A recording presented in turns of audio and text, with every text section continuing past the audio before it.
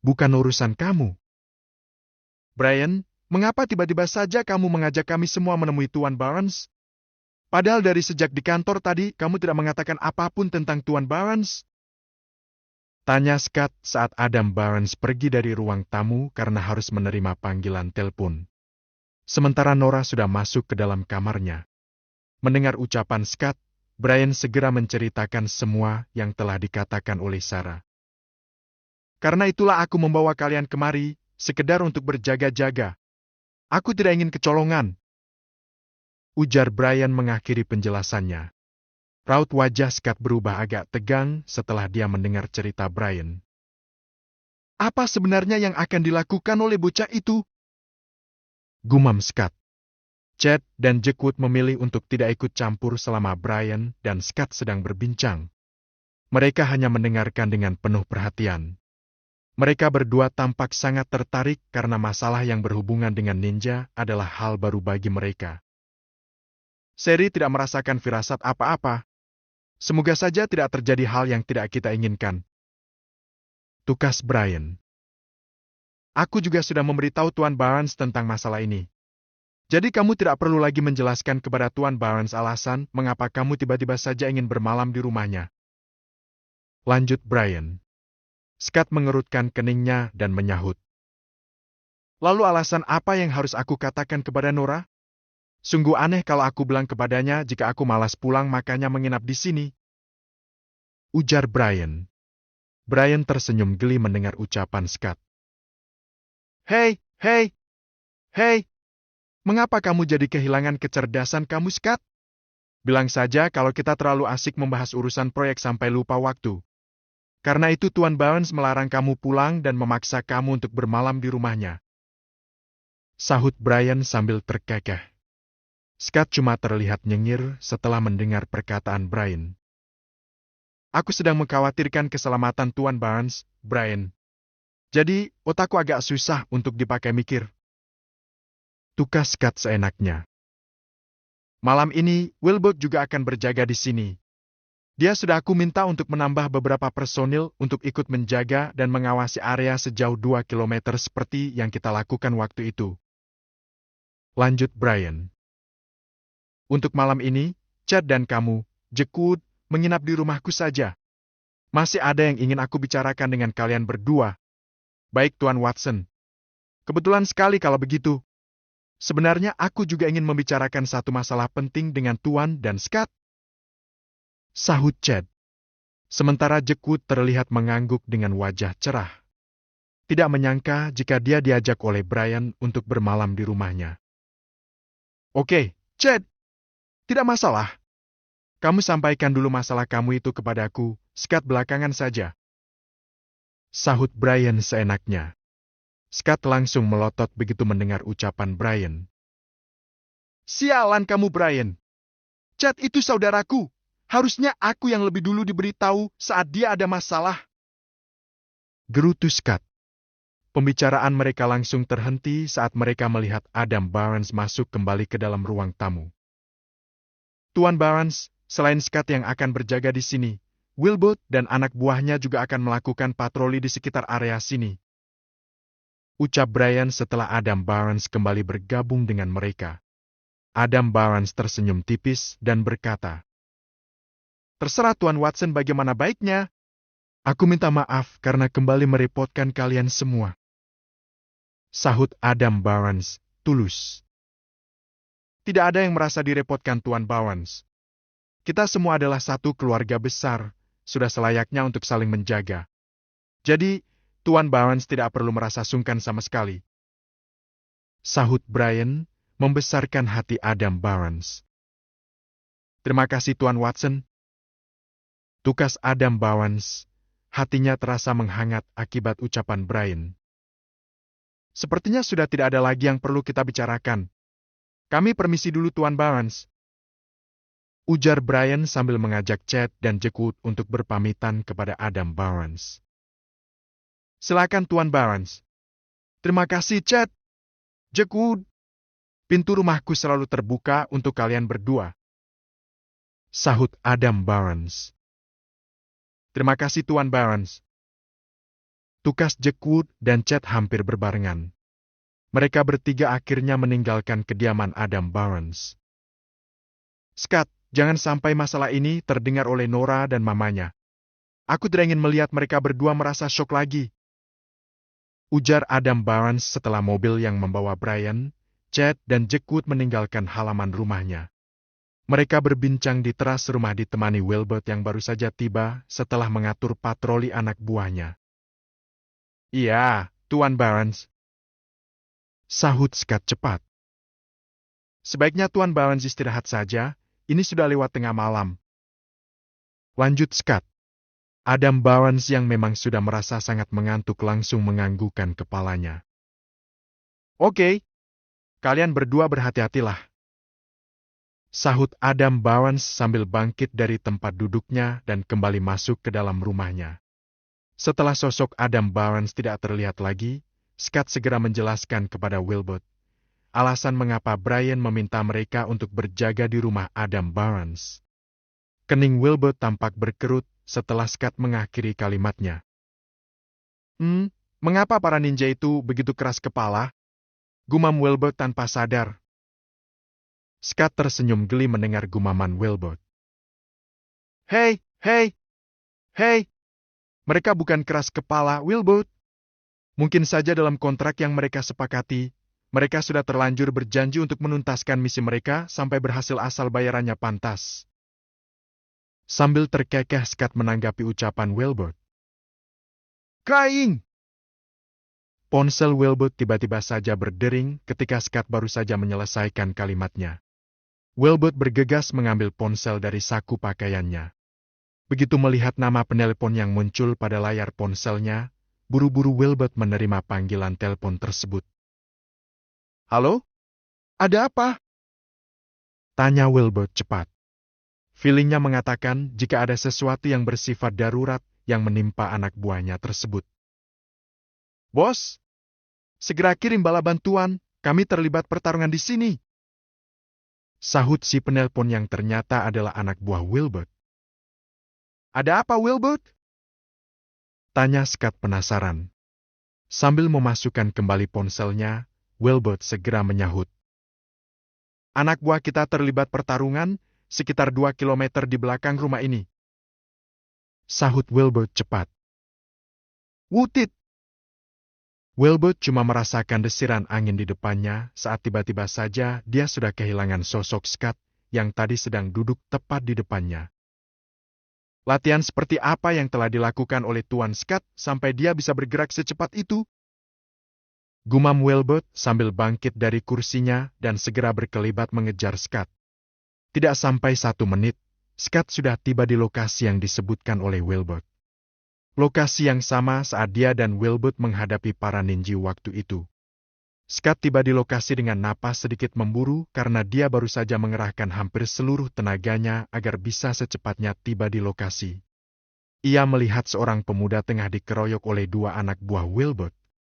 Meski dalam keadaan terkepung, pemuda itu malah tampak sangat menguasai pertarungan, membuat 2 anak buah Wilbert terlihat kewalahan. Mundur kalian berdua! Teriak Scott, mengambil inisiatif. Ia menerjang ke depan, menendang pemuda itu dengan serangkaian tendangan dahsyat, memberi waktu bagi kedua anak buah Wilbert untuk menghindar dan meninggalkan pertarungan. Duk! Duk! Pemuda yang menjadi lawan Scott dengan sigap menangkis serangan tendangan beruntun tersebut. Tangannya bergerak lincah seolah-olah sedang memecah gempuran ombak. Suasana tengah malam yang gelap gulita membuat Scott belum bisa mengenali sosok pemuda yang tengah bertarung melawannya. Mimik wajah dan aura kegigihan lawan itu tertutup oleh remang-remang kegelapan. Wilbert yang baru saja tiba, langsung tertarik dengan pertarungan antara Scott dan si pemuda. Dia tidak membantu anak buahnya karena posisi mereka bahkan sedang mendesak lawannya. Sepertinya aku cuma akan jadi penonton lagi, malam ini. Gumam Wilbert sedikit kecewa. Scott menggertakkan gigi, terus gencar menyerang dengan tendangan yang ia kombinasikan dengan jurus cakar harimau.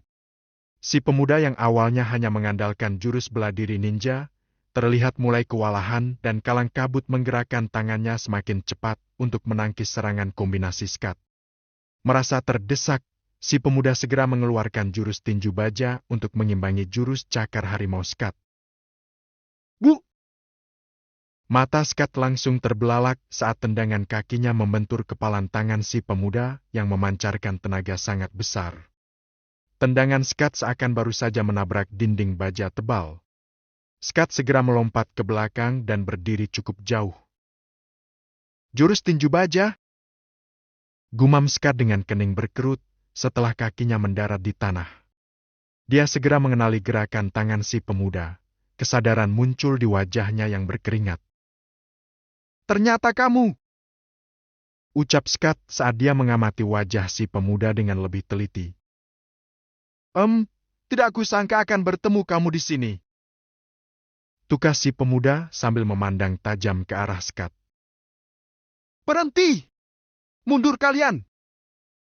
Tiba-tiba saja pemuda itu berteriak dan langsung direspon oleh dua orang temannya yang sedang bertarung dengan anak buah Wilbert. Mereka berdua segera meloncat mundur, meninggalkan lawan mereka. Berhenti! Tiba-tiba terdengar ucapan Wilbert, menahan anak buahnya yang akan kembali menyerang dua orang lawannya. Untuk apa kamu datang kemari? Kalau kamu ingin menyelesaikan misi kalian, kamu harus menghadapi aku lebih dulu. Ucap Scott, datar. Kerutan cukup dalam muncul pada kening pemuda itu saat dia mendengar perkataan Scott. Aku tidak ada urusan dengan segala macam misi. Sahut si pemuda, ketus. Scott tersenyum sinis, sama sekali tidak percaya dengan perkataan pemuda yang baru saja bertarung dengannya tersebut. Lalu apa tujuan kamu? Mau mengacau Rhodis? Malam-malam keluyuran ke sana kemari. Tukas Scott dengan nada mengejek. Pemuda itu mendengus kesal. Aku tidak peduli apakah kamu mau percaya atau tidak, itu bukan urusanku. Aku datang kemari untuk mencari anggota klan pamanku dan jejak mereka membawaku sampai ke tempat ini. Sahut si pemuda dengan raut wajah hampir tanpa ekspresi sama sekali, kaku dan dingin. Scott tampak berpikir sejenak sebelum akhirnya berkata, Kalau kamu tidak sedang cari masalah, mengapa kamu bertarung dengan teman-temanku? Tanya Scott. Pemuda itu kembali mendengus, gurat kesal tampak pada raut mukanya. Mereka yang menyerang kami lebih dulu. Aku baru saja mau meninggalkan tempat ini saat berpapasan dengan mereka. Sahut si pemuda. Mereka tidak mau menjawab pertanyaan kami dan gerak-geriknya juga sangat mencurigakan. Ujar salah seorang anak buah Wilbert, berteriak cukup keras. Aku tidak ada urusan dengan kalian semua. Untuk apa aku harus menjawab pertanyaan kalian? Gerutu si pemuda. Sepertinya ucapan pemuda ini masih bisa dipercaya dan dia tampaknya benar-benar tidak tahu tentang misi dari klan Hitoshi untuk membunuh Tuan Barnes. Pantas saja Seri tidak merasakan firasat apa-apa. Gumam Scott dalam hati. Setelah berpikir sebentar, Scott memandang tajam ke arah pemuda itu. Apa yang akan kamu lakukan setelah ini? Tanya Scott tiba-tiba. Dengan malas-malasan pemuda itu menyahut. Aku akan pergi ke hutan itu. Ujarnya sambil memandang ke arah hutan kota yang jaraknya lumayan jauh dari lokasi mereka. Setelah itu? Tanya Scott, dingin. Raut wajah si pemuda tampak semakin kesal. Bukan urusan kamu. Sahut si pemuda sambil menahan emosinya. Scott tersenyum sinis. Kalau kamu tidak mau menjawab, terpaksa aku akan menangkap kamu. Kamu pasti tahu jika tempat ini sudah dikepung oleh teman-temanku. Tukas Scott dengan nada mengancam. Begitu mendengar ucapan Scott, tanpa sadar pemuda itu mengedarkan pandangannya menyusuri sekitar lokasi. Dasar sial! Umpat pemuda itu saat dia melihat puluhan anak buah Wilbert sudah mengepung tempat itu. Dia juga melihat 4 orang pengawal Dragon Corp yang menodongkan senjata ke arahnya. Wajah si pemuda menjadi semakin muram dan kesal saat dia melihat beberapa buah titik merah menyorot tubuhnya dan juga tubuh dua orang rekannya.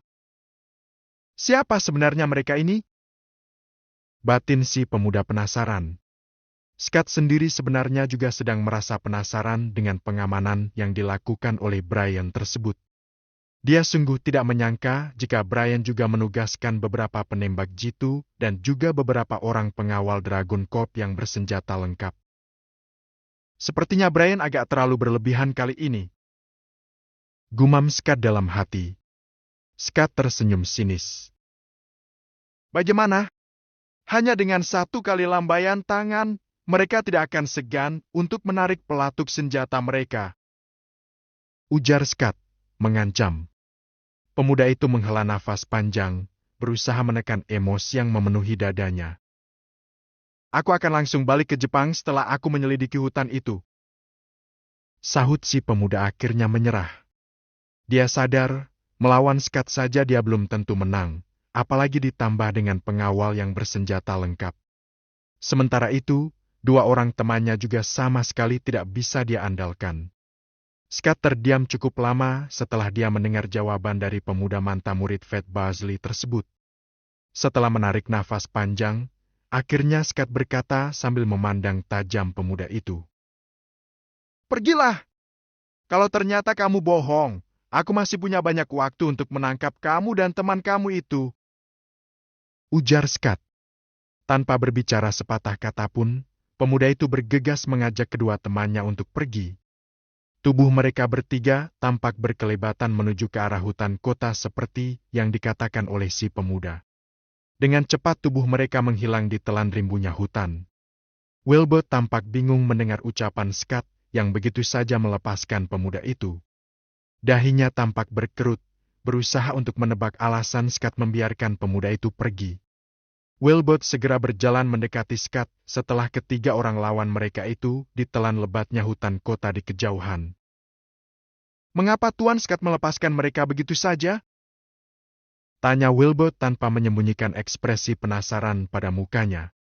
Scott memandang Wilbert sambil tersenyum tipis. Aku tidak memiliki alasan yang cukup kuat untuk menahan mereka. Kamu juga tahu jika saat ini mereka belum melakukan kejahatan apapun. Sahut Scott sambil menyeka sisa keringat pada dahinya. Aku beritahu kamu sebuah rahasia. Lanjut Scott sengaja menjeda kalimatnya. Rahasia apa Tuan Scott? Tanya Wilbert tidak sabar. Guru bela diri pemuda tadi adalah guruku juga. Sahut Scott. Alis mata Wilbert sedikit terangkat ke atas, terkejut mendengar ucapan tak terduga dari Scott tersebut. Jadi, pemuda itu adalah saudara seperguruan Tuan Scott? Gumam Wilbert, raut wajahnya menyeratkan rasa heran dan setengah tidak percaya. Scott tersenyum lebar saat melihat ekspresi Wilbert. Boleh dibilang seperti itu, Wilbert. Sudahlah, tidak perlu kamu pusingkan masalah ini. Ucap Scott sambil mengalihkan pandangan pada para pengawal Dragon Corp yang sudah berkumpul di dekatnya. Bahaya sudah lewat. Kalian semua boleh kembali ke markas. Kecuali yang memang sedang mendapat tugas rutin untuk berjaga di rumah Tuan Barnes. Ujar Scott. Siap Tuan Scott. Sahut salah seorang dari mereka yang merupakan pimpinan kelompok.